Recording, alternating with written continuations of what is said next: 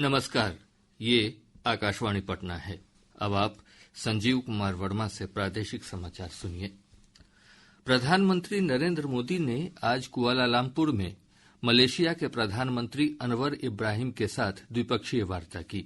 इस दौरान रक्षा और सुरक्षा संबंधों को बढ़ाने तथा आर्थिक और नवाचार साझेदारी को बढ़ावा देने पर सहमति बनी।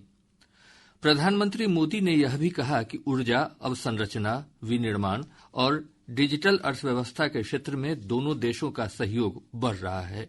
उन्होंने कहा कि आतंकवाद पर भारत का दृष्टिकोण स्पष्ट है। आतंकवाद पर कोई दोहरा मापदंड नहीं हो सकता और आतंकवाद से कोई समझौता नहीं किया जाएगा। भाजपा के प्रदेश अध्यक्ष संजय सरावगी ने कहा है कि पीएम मोदी के नेतृत्व में आम लोगों का विश्वास बढ़ा है और विकास की गति तेज हुई है। मलेशिया दौरे पर हुए समझौतों के बारे में उन्होंने कहा कि भारत जल्द ही विश्व की तीसरी आर्थिक महाशक्ति बनने वाला है।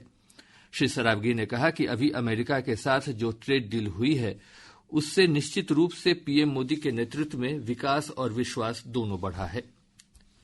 केंद्रीय वाणिज्य और उद्योग मंत्री पीयूष गोयल ने कहा है कि भारत अमेरिका अंतरिम व्यापार समझौता निष्पक्ष, न्यायसंगत और संतुलित है तथा किसानों के हितों की सुरक्षा को सुनिश्चित करता है। उन्होंने कहा कि भारत में पर्याप्त मात्रा में गेहूं, चावल, चीनी, सोयाबीन सहित कृषि और दुग्ध उत्पाद तथा मुर्गी पालन शामिल है, जिन्हें शुल्क रियायतों से बाहर रखा गया है। श्री गोयल ने कहा कि इस समझौते का उद्देश्य निर्यात को बढ़ावा देना, रोजगार सृजन करना और देश को वर्ष 2047 के विकसित भारत के लक्ष्य की ओर ले जाना है।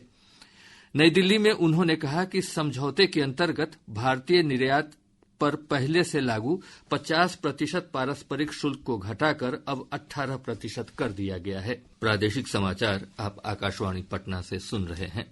केंद्रीय प्रत्यक्ष कर बोर्ड ने आयकर अधिनियम 2025 से संबंधित प्रस्तावित आयकर नियमों और प्रपत्रों पर हितधारकों से सुझाव आमंत्रित किए हैं। आयकर अधिनियम 2025 इस वर्ष 1 अप्रैल से लागू होगा। वित्त मंत्रालय ने कहा है कि भाषा को सरल बनाने, मुकदमों को कम करने और अनावश्यक तथा अप्रचलित नियमों की पहचान करने के संबंध में सुझाव मांगे गए हैं। कृषि विभाग ने प्रदेश में चल रहे फार्मर रजिस्ट्री अभियान की तिथि 11 फरवरी तक बढ़ा दी है। पहले यह तिथि 6 फरवरी निर्धारित थी। विभाग के प्रधान सचिव नर्मदेश्वर लाल ने बताया कि इस संबंध में सभी जिलाधिकारियों को आवश्यक दिशा निर्देश जारी किए गए हैं।